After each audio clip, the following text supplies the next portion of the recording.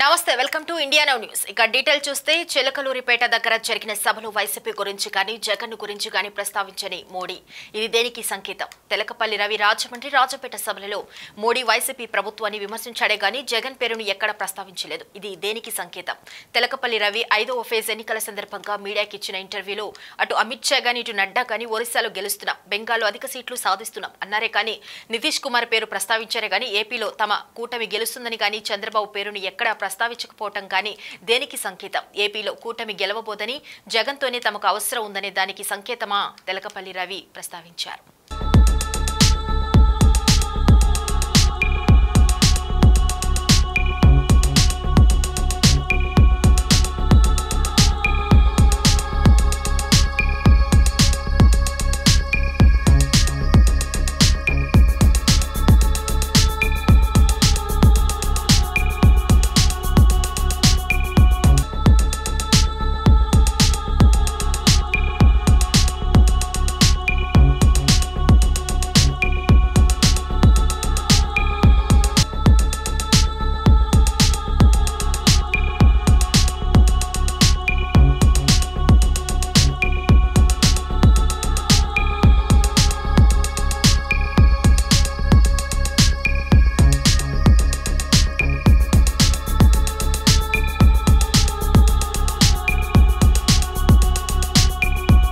నిర్మల్ జిల్లా Bhainsa municipality commissioner గా పనిచేసిన హలీంపై వేటు పడింది. బైంసా మున్సిపాలిటీ నుంచి 4 నెలల క్రితమే బాన్సువాడ మున్సిపాలిటీ కమిషనర్ గా బాధ్యతలు స్వీకరించారు హలీం.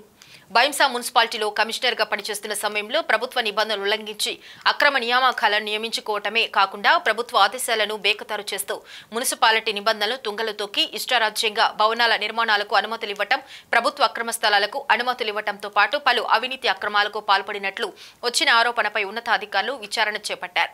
ఈ విచారణలో బైంసా మున్సిపాలిటీ కమిషనర్ హలీం అవినీతి బాగోతాలు వెలుగు చూశాయి. అంతేకాకుండా ఒక వర్గాన్ని టార్గెట్ గా చేసుకుని ఆ ఉద్యోగులను వేధింపులకు పాల్పడినట్లు కమిషనర్ హలీంపై ఆరోపణలున్నాయి. వీటిపై సమగ్రంగా విచారణ జరిపిన విచారణ అధికారులు ఉన్నతాధికారులకు నివేదిక సమర్పించడంతో బుధవారం ఇటీవల బాన్సువాడ మున్సిపాలిటీ కమిషనర్ గా బాధ్యతలు తీసుకున్న హలీంను సస్పెన్షన్ చేస్తూ జిల్లా కలెక్టర్ దివ్య ఉత్తర్వులు జారీ చేశారు.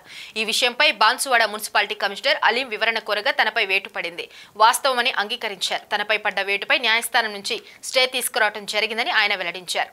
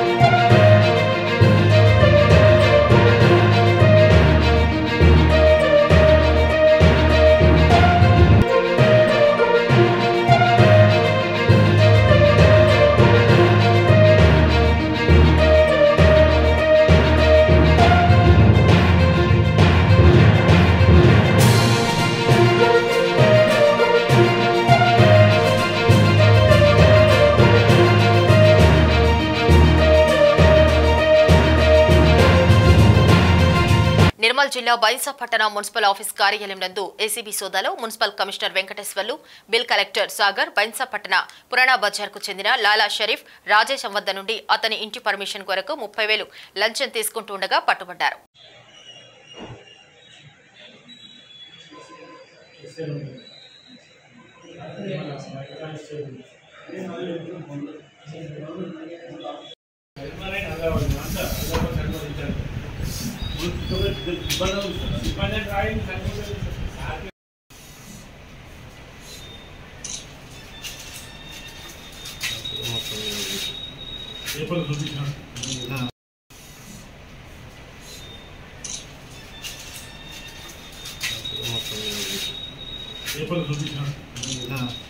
नजीक हो जाना भैया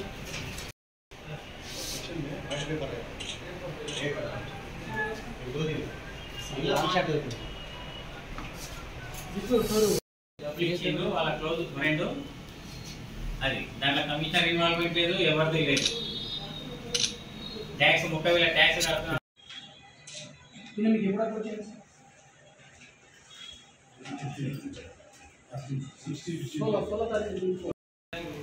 परमिशन 2022 में परमिशन लेने के बाद भी टैक्स क्लियर करने के बाद भी उन्होंने बिल्डिंग का परमिशन नहीं है बोल के नोटिस भी जारी किया। या तो गिरा दे तू या तो आके पैसे दे। कितना पूछा था? 30,000 रुपये ना कि 30,000 रुपये दे सबसे बात करें सबसे बड़ा एसीबी के पास गए वो एसीबी से बात जाए एसीबी को मिल के एसीबी के हाथ से पकड़ा गया। उदय బైంసా మున్సిపల్ కార్పొరేషన్ కమిషనర్ గారు వెంకటేశ్వరరావు గారు మరియు బిల్ కలెక్టర్ విద్యాసాగర్ ఇద్దరు కూడా లంచం తీసుకుంటూ ఏసీబీకి 200గా పట్టుబడ్డారు. లాలా సర్కర్ రాధేశ్యామ్ అనే బాధితుడు 2022లో పర్మిషన్ తీసుకుని 2 అంతస్తుల బిల్డింగ్ నిర్మించుకున్నాడు. ఆ నిర్మాణంలో అవకతవకలు ఉన్నాయని చెప్పేసి దాన్ని గూడెదరకు కూలగొడతామని లేకపోతే లక్షల్లో ట్యాక్సీ కట్టించాల్సి వస్తుందని చెప్పి బెదిరిస్తూ కమిషనర్ గారు ఈ నెల మీ బిల్డింగ్ని ఎందుకు కూలగొట్టకూడదని చెప్పేసి 16/5/24 నాడు ఒక నోటీస్ ఇవ్వడం జరిగింది. అటు నోటీస్ ప్రకారము ఆ ఇల్లు కూలగొట్టకుండా లక్షల్లో ట్యాక్స్ వేయకుండా ఉండడానికి గాను 30,000 రూపాయలు లంచం కమిషనర్ గారు విద్యాసాగర్ బిల్ కలెక్టర్ గారితో అందించడం జరిగింది. బాధితుడు 18వ తారీఖు నాడు కమిషనర్ గారిని కలిసి 14 అది లంచం పైసలు అదే తక్కువ 30,000 ఇవ్వాల్సిందే, ఆ పైసలు సోమవారం తెచ్చేది నేను మంగళవారం ఉండలేదని చెప్పారు. ఆయన పైసలు అందకపోవడం వల్ల సోమవారం మాకు ఫిర్యాదు చేయలేదు. తర్వాత ఈరోజు పైసలు ఇస్తూ బిల్ కలెక్టర్ గారిని 200గా పట్టుకోవడం జరిగింది. బిల్ కలెక్టర్ గారు చెప్పిన దాని ప్రకారము వెంకటేశ్వరరావు గారి యొక్క ఇన్స్ట్రక్షన్స్ మీద లంచం పైసలు తీసుకోవడం జరిగిందని చెప్పడంతో కమిషనర్ గారిని కూడా అదుపులో తీసుకోవడం జరిగింది. ఇద్దరిని అరెస్ట్ చేసి ఈరోజు ఏసీబీ స్పెషల్ కోర్టులో హాజరుపరచడం. నిర్మల్ జిల్లా బైంసా పట్టణంలో కేటాయించిన డబుల్ బెడ్రూమ్ ఇళ్లను అప్పగించాలని డిమాండ్ చేస్తూ లబ్ధిదారులు బుధవారం ఆర్టీఓ కోమల్రెడ్డికి వినతి పత్రం అందజేశారు. సంవత్సరం క్రితం డ్రా పద్ధతి ద్వారా ఇళ్లను కేటాయించినా ఇప్పటి వరకు తమకు ఇల్లు అందచేయలేదని తెలిపారు. ఇంటి అద్దెలు చెల్లించలేక చాలా అవస్థలు పడుతున్నామని వెంటనే అధికారులను ఇండ్లను అప్పగించాలని డిమాండ్ చేశారు.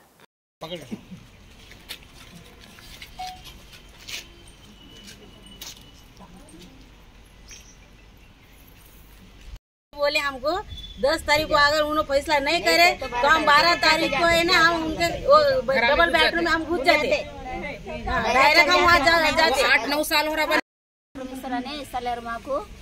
ఇప్పుడు పోయి మేము ఆడ అడ్జస్ట్మెంట్ చేస్తున్నాము. 10 తారీఖు ఇవ్వకుంటే 12 తారీఖు పోయి అందరూ 10 तारीख का टाइम दिया. अब हमारे पीछे फिर आ रहे हैं. हमारी बात हमारी रिक्वेस्ट सुनने वाले कौन है बोलो. तारीख में बोल रहे मगर 8-9 साल हो गया हमको देखे, फिर 1 साल हो गया वो अभी तक नहीं दे रहे हमको. हम गरीब आदमी हैं, घर के खाने वाले, हमारे टीना के घर हैं. एसी में से बाहर निकलो बोलो फिर हमारी मुसीबत उन्होंने देख सकते समझ सकते हैं. उन्होंने हमको एसी में से बाहर निकल के हमारे टीना के घर में घुसे बच्चों बोले घंटा खाली कूलर की हवा यहाँ किधर जा रही है. हमको करंट का बिल आ जा रहा. हमारे मर्दा खाली मेहनत मजदूरी करके खाने वाले हैं. हमको ज्यादा कमाया नहीं है. सरकारी नौकरी नहीं है हमको. सरकारी नौकरी हमको एक दिन के वास्ते दियो बोलो, फिर हमारी जिंदगी उनको जियो बोलो. हमारा देख के हमारा खेल क्या वजह से कर रहे हैं उन लोग. हमारे दीवार पे पेपर कई को चिपकाए उन्होंने. हमको देने का नहीं था. हमारा नाम करके उनका गाँव कर लिए क्यों. ఉత్తరాంధ్ర జిల్లాల ప్రజల ఆరాధ్య దైవం భక్తకోటి ఇలవేల్పు సింహాచలం శ్రీ వరాహలక్ష్మీ నరసింహస్వామి ఆలయంలో స్వామివారి స్వాతి హోమం అంగరంగ వైభవంగా చేపట్టారు. దేవస్థానం వారు స్వామివారి స్వాతి హోమంకు అధిక సంఖ్యలో భక్తులు పాల్గొని స్వామిని దర్శించుకున్నారు. ఒకవైపు స్వరాభరణాలతో గోవిందరాజు స్వామి, మరోవైపు శ్రీ సుదర్శన చక్ర పెరుమాళ్లను వేద మంత్రాలతో మృదు మధుర మంగళ వాయిద్యాల నడుమ శాస్త్రోక్తంగా పూజాది కార్యక్రమాలు అధిక సంఖ్యలో భక్తులు పూర్ణాహుతిలో పాల్గొన్నారు. భక్తులకు గోత్ర నామాలతో పూజలు జరిపించి వారికి యజ్ఞ ప్రసాదం భోజన సదుపాయం కల్పించారు. యజ్ఞంలో పాల్గొన్న భక్తులంతా స్వర్ణ కవచ అలంకారంలో ఉన్న సింహాద్రి నాథును దర్శించుకుని సేవించుకున్నారు. యజ్ఞం మహాపూర్ణాహుతిలో ఆలయ అనువంశిక ధర్మకర్త చైర్మన్ శ్రీ పూసపాటి అశోక్ గజపతిరాజు దంపతులు పాల్గొని పూజలు జరిపారు. ఆలయ ఈవో ఎస్ శ్రీనివాసమూర్తి మహాయజ్ఞంలో పాల్గొన్న భక్తులకు ఎక్కడ ఏ విధమైన అసౌకర్యం కలగకుండా ఎప్పటికప్పుడు పర్యవేక్షిస్తూ ఉద్యోగులను అప్రమత్తం చేస్తూ యజ్ఞం ఎంతో ప్రతిష్టాత్మకంగా కన్నుల విందుగా జరిగేటట్లు భక్తులకు అన్ని సదుపాయాలు కల్పించారు. ఆలయ ఉద్యోగులు అర్చక పరివారం, వేద పండితులు, అధ్యాపకులు ఆయా కార్యక్రమాల్లో పాల్గొని స్వామిని దర్శించుకున్నారు.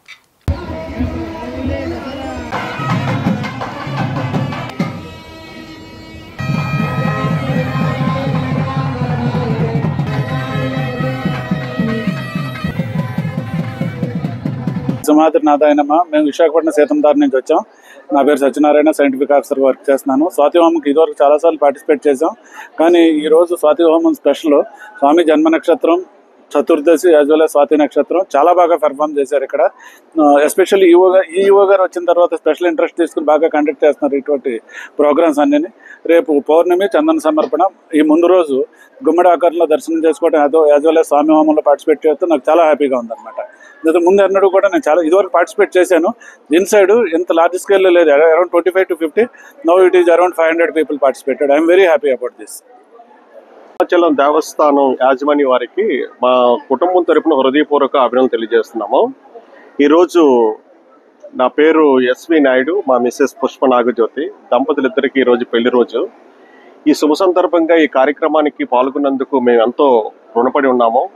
ప్రతి ఒక్కరూ కూడా భక్తి శ్రద్ధలతో చక్కటి సేవా కార్యక్రమం అందించారు. మరి ఇటువంటి కార్యక్రమాలు ఇక మీదట కూడా కార్యక్రమాలు జరిపిస్తే బాగుంటుందని మా ఉద్దేశం. సో యాజమాన్య వారికి మరొకసారి నేను విశాఖపట్నం గాజువాక ప్రాంతం నుంచి వచ్చాను. అయినా కూడా ఇక్కడ అందరూ కూడా మాకు సహాయ సహకారాలు అందించారు. పానీయాలు కానీ ప్రసాదాలు కానీ ముఖ్యంగా సిస్టమేటిక్గా జరిగింది. మరి అందరూ రాజకీయవేత్తలు ఈరోజు ఈ కార్యక్రమానికి విచ్చేశారు. సో వారందరూ కూడా కనీసం సుమారు 1 గంట ఇక్కడ కూర్చొని వెళ్ళాలనేటువంటి ఆలోచన అయితే ఈ కార్యక్రమం ద్వారా మనసులో రేకెత్తించింది. మరొకసారి సింహాచలం బోర్డు మెంబర్స్కి, ఇక్కడ చేస్తున్న సేవా కార్యక్రమం చేస్తున్న సిబ్బందికి మా కుటుంబ సభ్యుల తరపున హృదయపూర్వక అభినందనలు తెలియజేస్తున్నామండి. Thank you. అన్ని సర్వేలు మొన్న 13వ తారీఖు పోలింగ్ ముందు కానీ తర్వాత కానీ ఎన్నికలు ఏకపక్షంగా కూటమి వైపు ప్రజలు మొగ్గు చూపారని టీడీపీ సీనియర్ నాయకులు మాజీ మంత్రి గంటా శ్రీనివాసరావు అన్నారు. ఈ ప్రభుత్వానికి ఎట్టి పరిస్థితుల్లో ప్రజలు బాయ్బాయ్ చెప్పాలని కసిగా ఓటింగ్లో ఓటర్లకు కనిపించిందని ఆయన అన్నారు. ఇసుక తోటధారి ఆయన నివాసంలో ఏర్పాటు చేసిన విలేకరుల సమావేశంలో టీడీపీ సీనియర్ నాయకులు మాజీ మంత్రివర్యులు సోమిరెడ్డి చంద్రమోహన్ రెడ్డితో కలిసి విలేకరుల సమావేశం ఏర్పాటు చేశారు. ఈ సందర్భంగా ఆయన మాట్లాడుతూ ఎన్నికల అనంతరం 175 నియోజకవర్గాలలో చంద్రబాబు నాయుడు, పవన్ కళ్యాణ్, పురంధేశ్వరి ఆదేశాల ప్రకారం మొత్తం రివ్యూలు చూసుకుంటే బూత్ వైడ్ అంచనాల ప్రకారం ఎక్కడ ఒక పాజిటివ్ వేవ్ కూటమి అభ్యర్థులకు కనిపించిందని, అయితే దీన్ని డైవర్ట్ చేస్తూ మొన్న జగన్మోహన్ రెడ్డి లండన్ వెళ్లే ముందు ఐపాక్ టీంతో మాట్లాడినప్పుడు గానీ విశాఖలో వైవి సుబ్బారెడ్డి, బొత్స సత్యనారాయణ 7 రోజులుగా వారు మాట్లాడుతున్న తీరు చూస్తుంటే నవ్వొస్తుందన్నారు. డిసెంబర్ 9వ తేదీన విశాఖపట్నంలో 2వసారి ముఖ్యమంత్రిగా జగన్మోహన్ రెడ్డి ప్రమాణ స్వీకారం చేస్తారని ఆయన చెప్పడం, అలాగే పలు హోటల్స్ బుక్ చేశామని చెబుతుంటే ప్రజలు నవ్వుకుంటున్నారని తెలియజేశారు. అలాగే తనతో పాటున్న 3 అభ్యర్థులతో కలిపి 4 కూడా అసెంబ్లీలో అడుగు పెట్టబోతున్నామని ధీమా వ్యక్తం చేశారు. కలిసినప్పుడు ఏంటి సార్ అన్నారంటే లైట్ తీసుకోమని మీకే చెప్తాను. ఆ నీరో చక్రవర్తి బాబులు అంటాడు జగన్మోహన్ ప్రజలందరికీ కూడా ఎమ్మెల్యేగా చేసి మళ్ళీ ఇప్పుడు కంటెస్టింగ్ క్యాండిడేట్ బీజేపీని వెళ్ళేటప్పుడు 151 కన్నా ఎక్కువ సీట్లు సంతోషం అని చెప్పి కూడా తెలియజేసుకుంటూ ఆయన శాఖ మూతపడిపోయి బూట్ కాళ్ళ కింద నలిగిపోయినాయి. నేనేమంటానండి, ఇతను అన్ని సర్వేలు దేశంలో ఉండే 13వ తారీఖు పోలింగ్ అయిన తర్వాత పోలింగ్ సరళి కానీ పోలింగ్ ముందు జరిగిన పరిణామాలు కానీ చూస్తూ ఉంటే ఎన్నిక అనేది ఏకపక్షంగా కూటమి వైపు ప్రజలు మొగ్గు చూపారనేది మనకు అర్థమవుతా ఉంది. ఈ ప్రభుత్వానికి ఎట్టి పరిస్థితుల్లో కూడా బై చెప్పాలన్న ఒక ఆలోచన, వాళ్ళ కసి ఆ ఓటింగ్లో కనిపించింది. పోలింగ్ అయిన తర్వాత కూడా 175 కాన్స్టిట్యున్సీల్లో చంద్రబాబు నాయుడు గారు, పవన్ కళ్యాణ్ గారు, అలాగే పురంధేశ్వరి గారి ఆదేశాల మేరకు మొత్తం రివ్యూలు కూడా చేసుకుంటే బూత్ వైజ్ కూడా అనాలిసిస్లో ఎక్కడ చూసినా కూడా ఒక పాజిటివ్ వేవ్ కూటమికి కనిపించిన విషయం మనం చూస్తూ ఉన్నాం. అయితే దీన్ని డైవర్ట్ చేస్తూ జగన్మోహన్ రెడ్డి గారు మొన్న లండన్ వెళ్ళే ముందు ఐపాక్ టీంతో మాట్లాడినప్పుడు ఆయన చేసిన కామెంట్స్ కానీ, విశాఖపట్నంలో వైవి సుబ్బారెడ్డి గారు కానీ, బొత్స సత్యనారాయణ గారు కానీ 7 రోజులుగా వాళ్ళు ఆడుతున్న మైండ్ గేమ్ చూస్తే చాలా నవ్వు వస్తూ ఉంది మాకు. జూన్ 9న విశాఖపట్నంలోనే 9 గంటల 35 నిమిషాలకు ప్రమాణ స్వీకారం, అలాగే స్టేడియం పోయి ఏర్పాటు చూడటం కోసం స్టేడియం వెళ్తా ఉంటాం, అలాగే స్టార్ హోటల్స్ బుక్ చేసామని చెప్పడం, ఇవన్నీ కూడా చూస్తూ ఉంటే అందరూ నవ్వుకుంటా ఉన్నారు. అలాగే విష్ణుకుమార్ రాజు గారు, చంద్రమోహన్ రెడ్డి గారు, నేను, మన రఘు నలుగురం కూడా కంటెస్ట్ చేస్తున్నాం ఎమ్మెల్యేలుగా. నలుగురం కూడా అసెంబ్లీలో అడుగు పెట్టబోతా ఉన్నాం. దీన్ని ఘంటాబద్ధంగా చెప్పగలం. అందరూ కూడా మంచి మెజారిటీతో ఎన్డీఏ కూటమి అభ్యర్థులు గెలవబోతా ఉన్నారు. 5 ఏళ్ళు జరిగింది ఏంటంటే సరాచకాలే, దుర్మార్గాలే. అయిపోయింది మీ సినిమా. రేపు 4వ తేదీ ప్రజలు మీకు సినిమా చూపిస్తారు. జరగబోయేది అది. ఇప్పుడు ఐపాక్ తిరిగిపోయే టీం తిరిగి ఐపాక్ టీం సర్వేలో ఇంత వచ్చిందయ్యా, నువ్వు గెలుస్తున్నావు, వైసీపీకి ఇన్ని ఎంపీలు వస్తున్నాయి, ఇన్ని ఎమ్మెల్యేలు వస్తున్నాయని చెప్పాలా? ఈయన పోయి జగన్మోహన్ రెడ్డి ఐపాక్ టీంకి ఇన్ని వస్తున్నాయి మనకేం చెప్తే వాళ్ళు చప్పట్లు కొట్టింది. ఇది నాకేం అర్థం కాలే. అందుకని ఆయనకి బుర్ర చెడిపోయింది. వ్యవసాయ శాఖ మంత్రి నా బ్లడ్ కావాలంట, నా రక్తం టెస్ట్ చేయించాలంట, నా రక్తంలో కల్తీ మద్యం లేదు, నా రక్తంలో నకిలీ పత్రాలు లేవు, ఇల్లీగల్ మైనింగ్ లేదు, నాకు ఇచ్చిన పోర్ట్ఫోలియోలో శాఖలు మూతేసుకున్నది లేదు. అందుకనే నువ్వే పంపించాయా, నీ ఏ హాస్పిటల్ కావాలంటే నీ వైసీపీ హాస్పిటల్, నీ సాక్షి గ్యాంగ్ని పంపించు, నా రక్తం పరీక్ష చేయించుకో. ఏముంటుంది? ఒకే మాట, ఒకే బాట, నీతి నిజాయితీ ఉంటాయి. నీ మాదిరిగా దోపిడీ ఉండదు. ఇటువంటి వాళ్ళు ఈరోజు జగన్మోహన్ రెడ్డి క్యాబినెట్లో ఉండారు. విజయనగరం పట్టణంలో చైన్ స్నాచింగ్ కు పాల్పడిన నిందితుడిని 24 గంటల్లోనే అరెస్ట్ చేసి అతని వద్ద నుండి చోరీ చేసిన చైను స్కూటీని రికవరీ చేసినట్లుగా 1 టౌన్ సిఐ బి వెంకట్రావు మే 22న తెలిపారు. ఇక వివరాల్లోకి వెళ్తే విజయనగరం పట్టణం కొత్త అగ్రహారం ఆంజనేయ స్వామి గుడి వద్ద గాజులరేగ వెళ్లేందుకు అరబిందోలో పనిచేస్తూ గాజులరేగలో నివాసం ఉంటున్న కె షణ్ముఖ వెంకటేష్ అనే వ్యక్తి మే 21న ఆటో కోసం వేచి ఉండగా ఒక వ్యక్తి స్కూటీపై వచ్చి తాను కూడా గాజులరేగ వైపు వెళ్తున్నానని లిఫ్ట్ ఇస్తామని చెప్పడంతో షణ్ముఖ వెంకటేష్ అతని స్కూటీ ఎక్కగా మార్గమధ్యంలో మాటల్లో పెట్టి అతని మెడలోని చైను దొంగలించాడు. ఈ విషయాన్ని తర్వాత గుర్తించిన షణ్ముఖ వెంకటేష్ 1 టౌన్ పిఎస్ లో ఫిర్యాదు చేయగా పోలీసులు కేసు నమోదు చేసి దర్యాప్తు చేపట్టారు. ఈ కొత్త అగ్రహారం ఆంజనేయ స్వామి గుడి దగ్గర నిలబడి ఆటో లేదా అటువైపు ఏదైనా వెళ్తే దాన్ని ఎక్కి ఆయన ఇంటికి గాజులరేగ వెళ్దామని చెప్పి వెయిట్ చేస్తుండగా ఒక రెడ్ కలర్ టీషర్ట్ వేసుకొని ఆ బండి స్కూటీ మీద ఒక అబ్బాయి వచ్చి ఆపి రండి అటే వెళ్తున్నానని చెప్పి అన్నాడు. ఈలోపు మాటల్లో పెట్టి ఇటు అటు చూసి ఎవరు లేని టైంలో ఈ ఎవరైతే ఇప్పుడు మనకు ఫిర్యాదు చేశాడో కె షణ్ముఖ వెంకటేష్ ఇతని మెడలో ఉన్నటువంటి చైన్ సుమారు 30 ఉంటుంది, చైన్ తెంపుకొని పోయాడు. సో వెంటనే మనకి అతను ఇన్ఫామ్ చేయడం జరిగింది. పోలీస్ స్టేషన్కి వచ్చాక అతను ఇచ్చిన ఫిర్యాదుని తీసుకొని మా క్రైమ్ ఎస్ఐ గారు తారకేశ్వరరావు కేసు రిజిస్టర్ చేసి ఆయన టీం అచ్చిరాజు, శ్రీనివాసు, గౌరీ శంకరు, శివ వీళ్ళందరూ కలిసి ఇమ్మీడియట్గా ఈ బండిని ట్రేస్ చేసి ఆ ముద్దాయిని పట్టుకునే క్రమంలో ఈరోజు ఎన్సిఎస్ థియేటర్ దగ్గరలో ఈ ముద్దాయి ధనాలి యేసు సన్ ఆఫ్ లేట్ రాముడు లంకాపట్నం ఆయన్ని బండితో పాటు అరెస్ట్ చేయడం జరిగింది.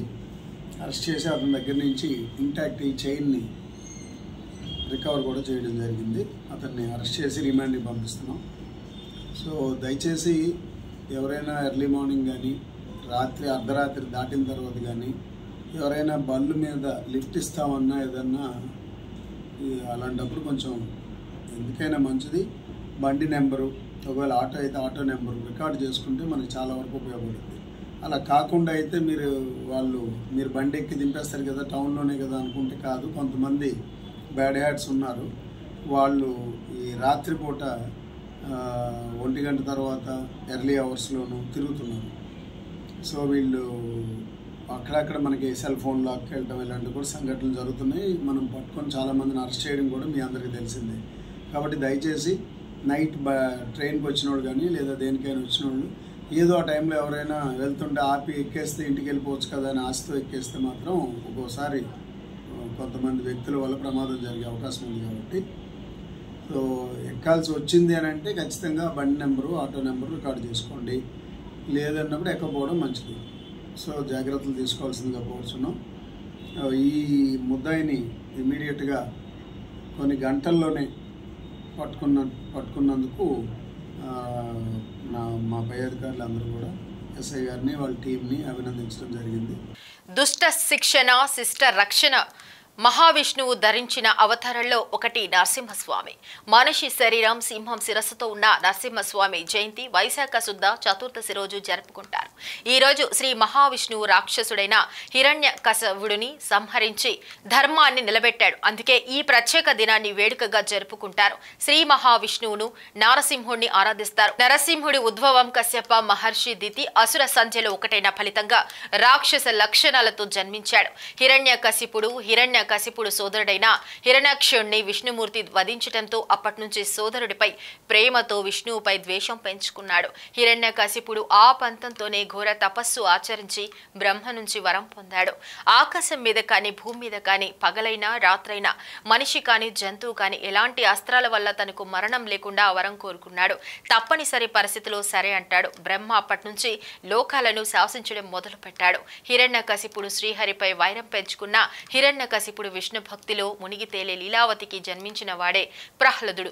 తనయుణ్ణి ఆ భక్తి నుంచి దారి మళ్లించేందుకు ఎన్నో ప్రయత్నాలు చేస్తాడు. హిరణ్యకశిపుడు ప్రాణాలు తీసేందుకు కూడా వెనకాడాడు.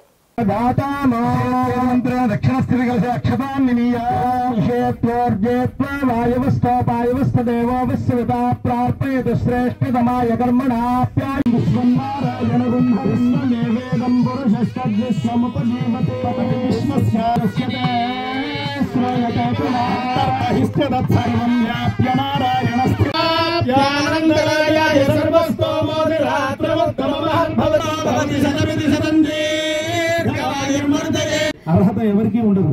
అటువంటి అర్హత రావాలి అంటే భగవద్భక్తులైన మనం మొట్టమొదటి పరమాత్మను ఆరాధన చేసే సమయం పవిత్రమైనది ఉండాలి.